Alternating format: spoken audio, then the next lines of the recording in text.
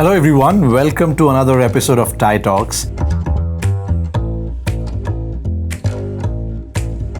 It's my privilege to be here with two very dear friends. All of us are Thai Charter members. We have Bala and we have Ritu. And today we'll be talking about how do we make progress in terms of making the corporate workplace, the startup workplace, a healthier and a happier one. Bala, Ritu, welcome. Thank you. Thank you. Bala, I'll start with you. The genesis of this whole conversation was when I read this LinkedIn post from you a few weeks ago, when you were very vocal and you were advocating that whether it's the Big Four after the unfortunate incident that happened in India or a few other cases in Singapore and Southeast Asia, you've been advocating that workplace habits and ethics need to change. Maybe just give us your lens on what was your reaction? It really triggered, what triggered off the conversation in my head to start with was recently in India, in a small city, young chartered accountant girl who just finished her exams, joined the Big Four, ended up dying at least allegedly due to stress in the workplace and long working hours. And just before that, there was a similar incident in a hospital in Calcutta where a nurse got brutally raped and murdered. And what triggered that off in my head was while there was a lot of noise and a lot of noise around the nurse case, which the doctors in Calcutta took up, the politicians took up. In the case of the young chartered accountant who died, it sort of just assumed that it was business as usual and things looked like it would continue the way it was continuing. My own background is in Big Four, and therefore a death in the Big Four sort of appealed to me and to my senses a lot more. And I felt I needed to be vocal to try and drive home some knowledge of what I've built over 35 years of working and trying to see what's the right balance between work, home, like you said, work as a happy workplace, and more importantly, the whole work-life balance as it spans out. No, again, thank you for sort of advocating and writing about this. You're right. I think anything that's got to do with mental health or well-being is just hard to detect and hence hard to sort of speak about and do something about. Ritu, you're a celebrated author. Congratulations on your second book as well, Rewriting the Rules. First one was Leader's Block. Give us your take in terms of how do corporate leaders, when you sort of coach them, train them, guide them, what is their lens? Your take on how do leaders in the modern corporate world take a look at issues as sensitive as mental well-being? So when I speak with leaders in the corporate world, there are two sides, right? I think this whole thing of mental well-being and mental health is a relatively newer topic, and it's getting a lot of conversation. So that's the good news, right? But also when you think of organization, it's actually people like us, and therefore everybody's trying to figure out what's the best way, what are the right words to use, what are the right policies to put in place, and what's the conversation they need to be having. So I think that conversation is happening a lot, but to answer your question, has anybody figured it out? I think the answer is no. But it's the process. Having said that, the other conversation I also have with leaders is one, they trying to do the whole thing for themselves, but also taking care of their mental well-being. Because the metrics of success are still the number of hours, the number, the quickest promotion, the highest bonus, like those are still metrics of success in the corporate world. So it's a little bit of that actually a good time where things are getting shaken up. So I hear two things. I mean, we're having conversations. Yes. People are probably getting a bit more sensitized. But Bala, let's also maybe give us your take on, because obviously what happened is rather grave. What is the industry's take? Because you said Big Four, the chartered accountant community, you wrote about them. Is the industry as a body taking steps? I think the problem is pervasive across firms, across industry, and particularly in service industry.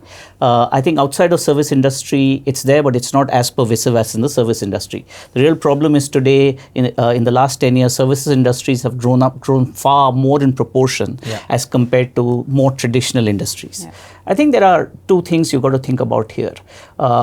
And in a good way, if you think about physical abuse versus mental abuse, if you see the development which has happened in the last 15, 20 years in understanding physical abuse, sexual harassment, what is acceptable, what is not acceptable, and the various forums to be able to talk when you're uncomfortable about physical abuse, including whistleblower policies, board constituencies. A lot has happened in every organization that I know in the last 10, 15 years on physical abuse. I think in terms of mental abuse, that process which happened with physical abuse is now starting. I think the awareness with mental abuse is there, and I think organizations are now beginning to think about what policies do they need, to Ritu's point, what language do people need to use. There are words which disturb people. Yeah. There are words which don't disturb people. And I think we need to have all of that set out properly. So I think there is that messaging which needs to go to leaders as part of orientations, as part of constant learning, both to leaders and to employees to make that happen. That's one. The second thing is, in services particularly, we have to start thinking of capacity constraint. Even with machines, we will limit them to X number of hours a week. We put them on cooling time. We have a regular maintenance of a machine. But when it comes to a human being in services industry, there is nothing called a capacity constraint. You're willing to work a human being 3,000, 4,000 hours in a year. A large bank in the US has just put out an article that they're going to limit working of analysts to 100 hours a week. So how do you think about capacity in the services industry is something where I think work needs to be done. Yeah. That work I don't think has even started yet. So I think there are two aspects to this. In the first aspects, mental versus physical abuse, I think work is now beginning to happen to bring mental abuse to the same level as physical abuse. But insofar as capacity constraint is concerned, I don't think work has even started. So just taking the point from where, the point that Bala made about the mental abuse and how do we define that in organization. I mean, in my mind, there are really three different elements. So one is the mental well-being. How do, as individuals, whether it's leaders or employees, do we take charge of that and really own that piece of mental well-being? And I do understand that, early on in your career, it's difficult to define that for yourself. But I think at some stage, all of us have the agency to define that mental well-being space. Yeah. Then is this whole thing about mental illness. Now, that's obviously a very complex topic because, that's medicines, that's doctor, and that's kind of now people are talking more about it. So there's that space. And the third piece is mental abuse, which is again very complex to define. My actually prediction is a wrong thing to say, but my belief is that we will need three sets of stakeholders for all these three areas, and everybody will have a very active role to play in getting to where we want to. There's so much to unpack there, and maybe I'll start with something that's close to my heart around the whole services versus machines and productivity. Having had run a services business, I think something that really still bothers me is the fact that we're in the information age, the knowledge age, yet we sort of measure things by industrial age metrics of hourly billings and rate cards, etc. in the AI age, tech age, where ideally you would hope that things are around outputs or outcomes as opposed to a number of hours put in. Ritu, I want to get your take on that. I mean, are you seeing, you advise so many of these large corporates, to your point about language and your metrics, are leaders looking at setting different kinds of metrics for their teams and individuals? Why is it that the hours matter so much and clocking in hours and having those badges? Yeah. Why can't we just say, hey, my output is X, as long as you deliver it, I don't care? Correct. So I think there is a shift. COVID really accelerated that, where people had to rely on people doing, giving the output. Yeah. People got comfortable saying that people will be evaluated based on, or the productivity will be evaluated based on the output, right? So that I think changed the mindset. Also, what's happening is in the organization, leaders are having conversations with managers in terms of mental well-being, giving people enough flexibility to do their work, allowing them if they want to work from home for certain hours and things like that. So that's happening. The other thing that's happening is also, I've seen some good leaders do that, is also look at the how, so for example, I sat through this, this team, and where the leader was, and as part of the team coaching that I ran, the leader was asking everybody, all his team members, the sales numbers, the KPIs and all.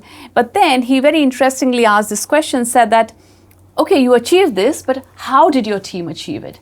And I think that was a really nice moment where I said, okay, if more leaders could ask not only what you're achieving, but how you're achieving. Are you achieving it at the cost of, your own health, your team's health?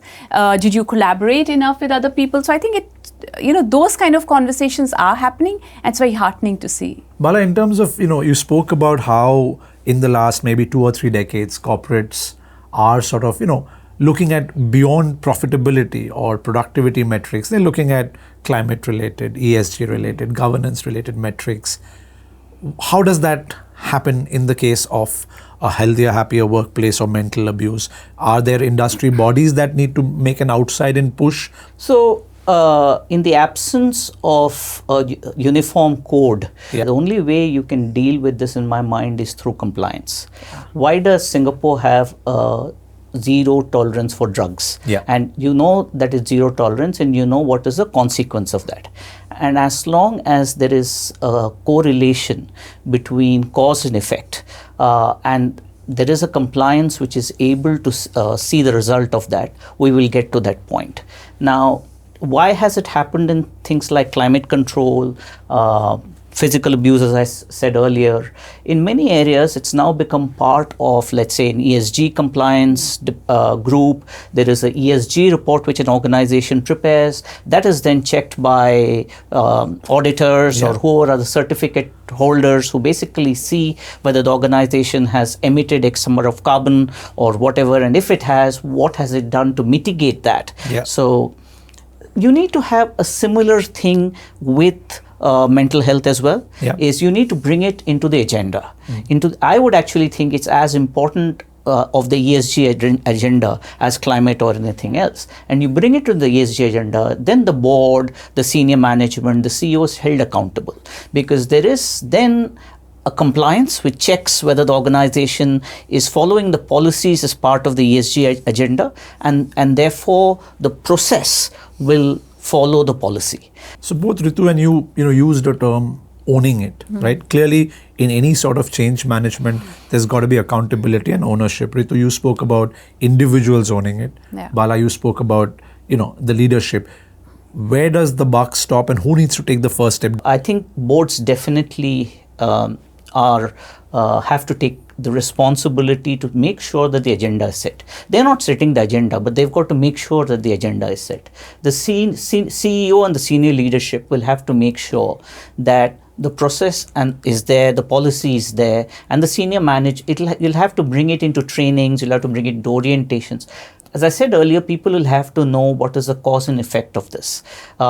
If you are violating certain principles of a happy workplace, and if you've said that, okay, I'm going to work I'm going to get my employees to work 8 hours or 9 hours or 10 hours, no work, no weekend work, whatever.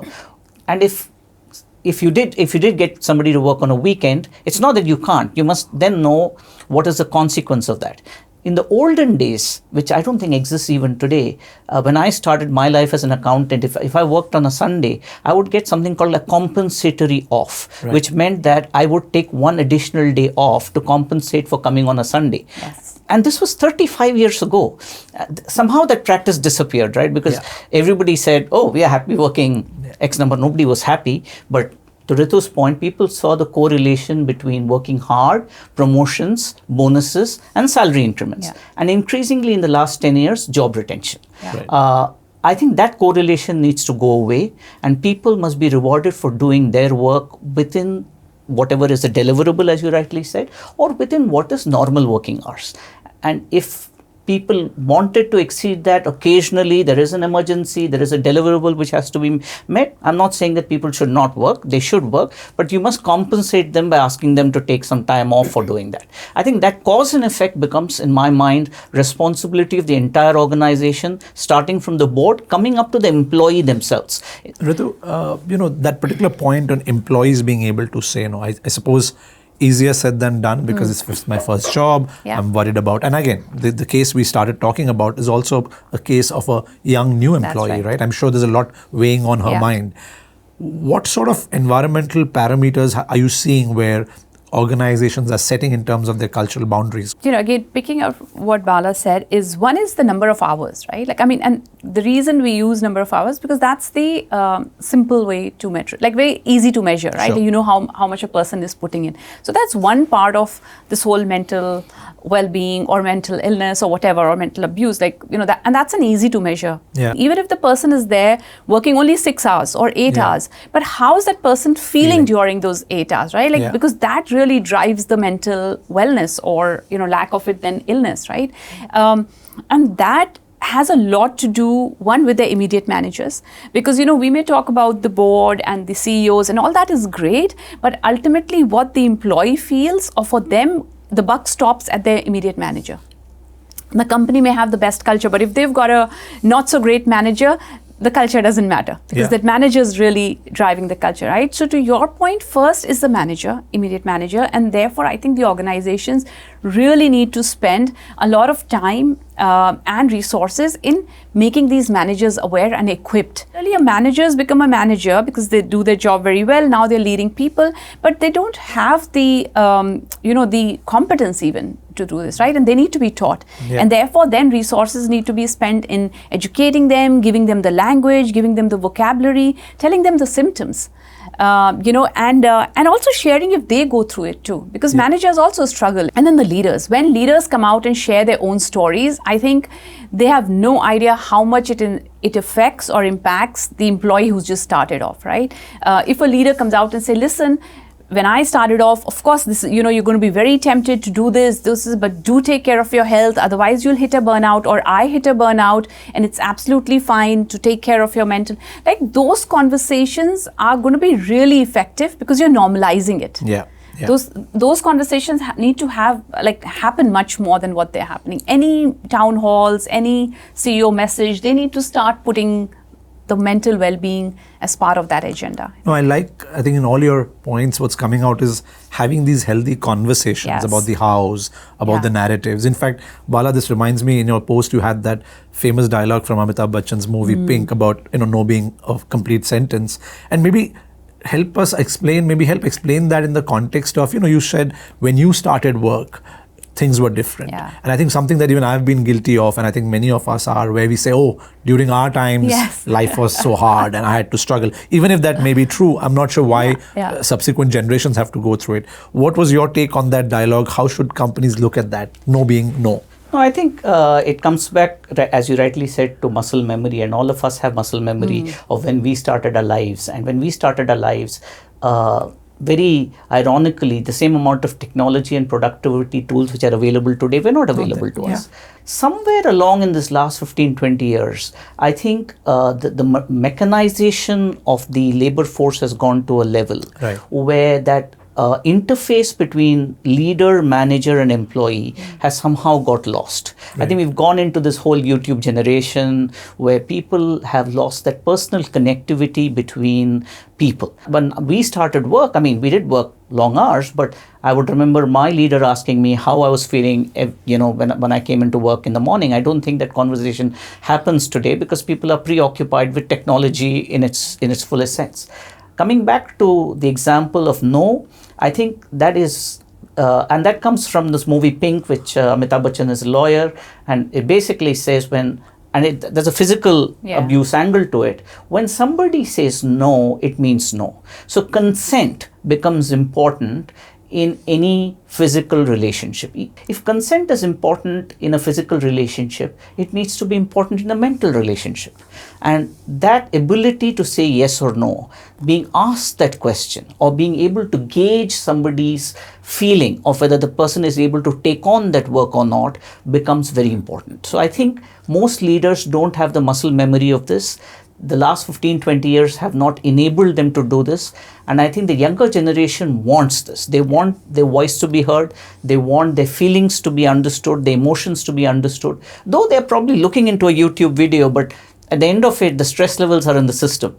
So we need to figure out a way to capture that in conversation, to Ritu's point, and bring it out. And being able to still bring the best out of an employee and keeping the environment a very happy place, I think is possible if everybody applied the minds to it. Yeah. But the muscle memory reminds me, I was listening to a podcast from Morgan Housel where he says our brains are wired with this whole notion of nostalgia, which makes the past look always better. Yes. And he sort of talks about this Russian quote, a brilliant quote which says the past is more unpredictable than the future because it's a function of our memory and how our memory sort of, paints it. And Ritu, I mean, talking about technology and talking about, we'll come to the employee bit as well.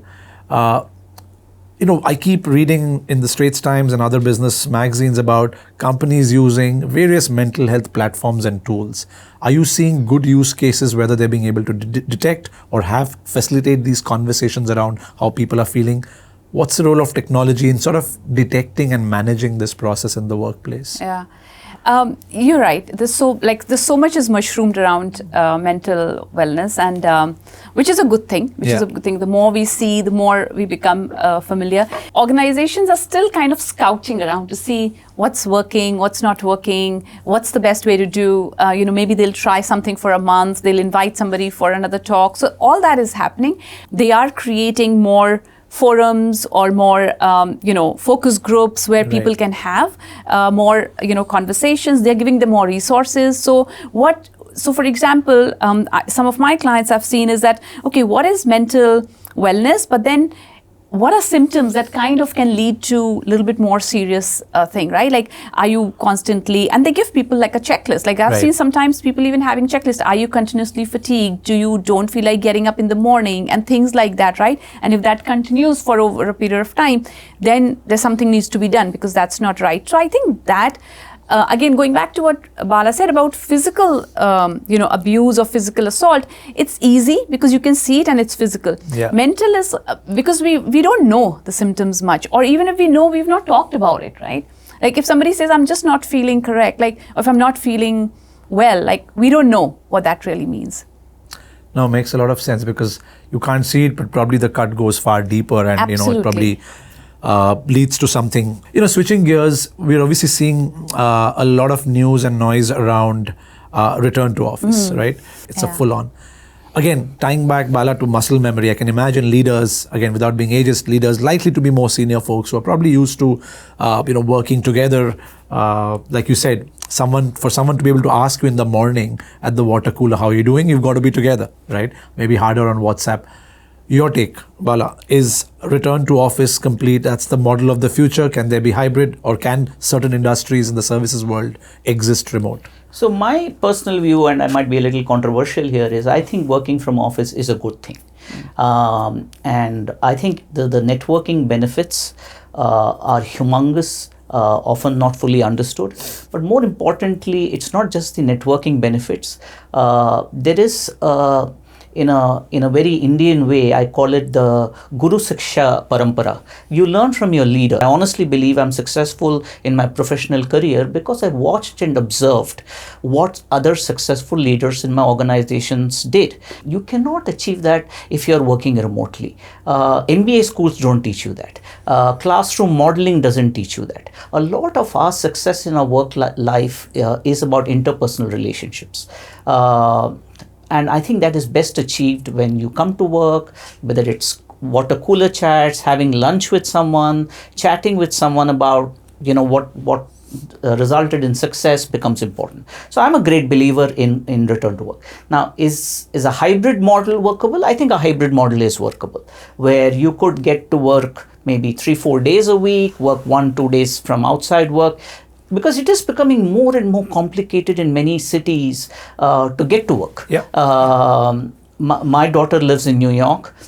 It's not about the workplace itself, which she's unhappy about, but getting from home to work in a subway in New York is not the most pleasurable experience. So imagine the person who's got up in the morning, getting to work in a subway, not knowing whether somebody is going to come after you with a knife or not. So I think there are hybrid models which are workable, but in balance, I think working from office has huge benefits, and that should not be completely ignored or discounted.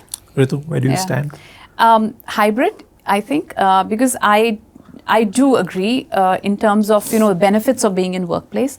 And again, just to kind of twist this around, if everybody was to work remotely, then this whole thing of mental wellness and everything is not going to fall on the employer. It is on the employee. Employee is not even coming to office, and how does the organization become responsible for their mental well-being, right? In fact, for the mental well-being, people need to come to office, because also what's happened is, while there's a lot of good thing that's coming out of working from home, there is also rise of loneliness, Sure. lack of human connection, mental health that's coming out of that too. Yeah. So it's also good for people, actually, mental well-being, to come out to office. The other very important stats is that flexibility is good, and I think if I can advocate for women, I should do it, because since you mentioned about my book, which is all about women leaders. Women are benefiting a lot from the flexibility, because Yeah. now they're able to manage work life in much better things. So there is benefit of that. Having said that, there is also a new stats that's coming out saying that that's also becoming deterrent to their promotion, because visibility is becoming an issue then, right? They're Yeah. not showing up in office, they're not in important meetings. On Zoom, you can only do that much, you can only make your presence felt that much, then it's having a reverse impact, negative impact, right? So I think hybrid would be the way, because at the end of the day, if you're working in an organization, you need to feel you're part of something, and that happens when you're in office. Just to add to that, I think the Homo sapiens, which we all are, Yeah. have from time immemorial existed as a community. Yeah. Sure. Whether you were hunter-gatherers, whether you were agriculture communities, we've always existed as communities. Cities got built on communities. So if you want to move away from that to working as a single lone ranger somewhere, I think it's taking us away far from our DNA, which always works best when we collaborate with people, not Yeah. work exclusively away from people. I mean, we are seeing, whether it's Australia, whether it's France, where they're sort of saying, you've got to work within a certain number of hours. Singapore's talking potentially about a 4-day work week.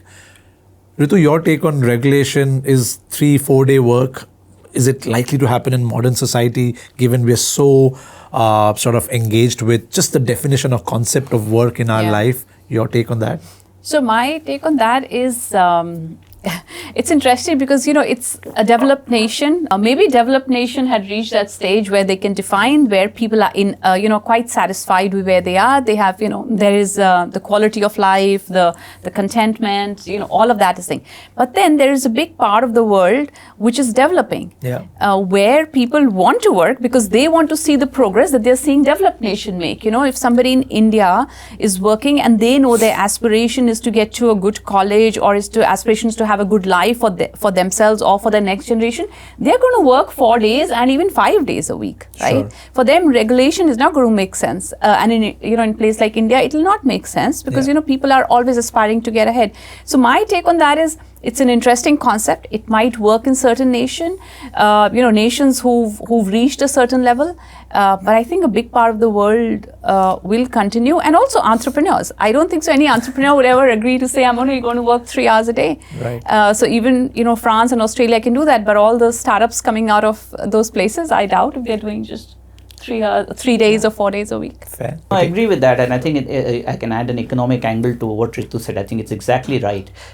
If you think about it, in countries where there is social security, home ownership is high, savings are high, education is free, medical is free, you can think of these things because you don't have to work hard to put in money into your bank or into a nest egg to be able to support your 40 years after you retire. Yeah. When I started working in India, and now I'm in Singapore, I wasn't sure when I retired at 60 whether I'll own a home, whether I'll own a car, forget even having enough money to survive the next 20-25 years of mortality. Yeah. So you necessarily need to work hard in your best years to afford living in your worst years. Yeah. So in economics, we call it the good unit pays the cost of the bad unit. Yeah. Of course. And that is what has triggered some of this. In developing countries, or in countries where, as I said, there is social security, home ownership, medical, education is free, retirement is paid for, you can afford to take these views. So I completely agree with Ritu, is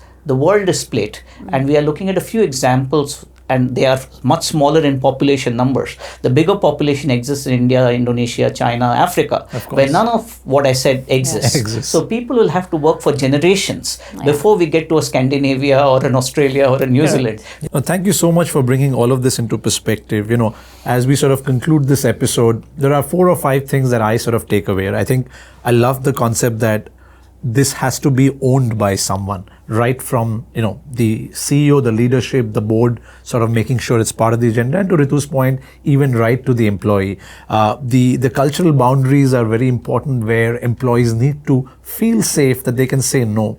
I think that quote from Amitabh Bachchan really summarizes it very well, that no is really a full sentence, and if someone has the courage to sort of say and spell it out, we've got to respect that as colleagues, as senior management. The other thing I think is about, you guys spoke about the fact that we've got to be reporting about this, because I think history shows that moment we start measuring something and reporting something, that's a sign of accountability. And if the larger corporates, if the well-known startups, big tech companies start doing that, that sets a precedent.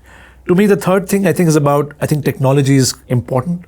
I think especially when it comes to detecting or alerting or allowing people to communicate, because these are things that are very difficult to talk about. I think, Ritu, you spoke about just being very careful about the nuances and definitions of what mental well-being is, what mental illness is.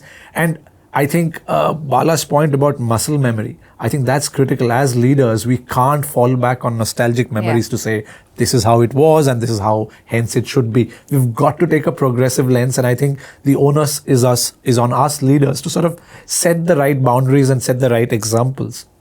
And I think the perspective on geopolitics or the economic lens is very critical. Whether it's RTO, you can sort of probably have a different lens in a developing world or a developed world for that matter, but it can't be one size fit all. Clearly, my guests here genuinely feel that hybrid is the way to go, because I think, as Bala said, being with people, the social cohesion matters so much in terms of learning. And I think, to Ritu's point, if you're not in office, that also could have repercussions to one's mental health and being alone and separated. And also a very important point about visibility. And I think, to me, if I sort of sum it up, again, going back to the genesis of this episode, I think we're at that crux, and I'm so glad we're having this conversation, because it's these conversations, hopefully it provokes you, hopefully it makes you think, hopefully it makes you reflect that maybe there is something that we've got to think and do differently. Because especially in the services space, something that is something very close to my heart is the fact, and I genuinely hope all of you take this back, that look, work is a big part of our life. We probably spend more working hours, more hours with our colleagues at work than with family. But at the same time, I think something I've always believed, that work is not family. Work is a part of life. We all have our real families to go back to. And hopefully we respect and set that boundary that, look, we're here to make economic gains. We're here for intellectual challenges. But this is just a part of life. To their point, in the developed world, the reason the world has developed is because they've found ways to make sure that there is enough safety in the bank balance, there is enough social security, systems are in place where people can actually make money and also enjoy whilst you are in your healthy lives. As we conclude the episode, firstly, I want to thank Bala for sort of kickstarting this, and hopefully you'll do more to speak about Advocate. Ritu, thank you for those books, because I think those bring about stories, especially in the Asian context that you always speak about.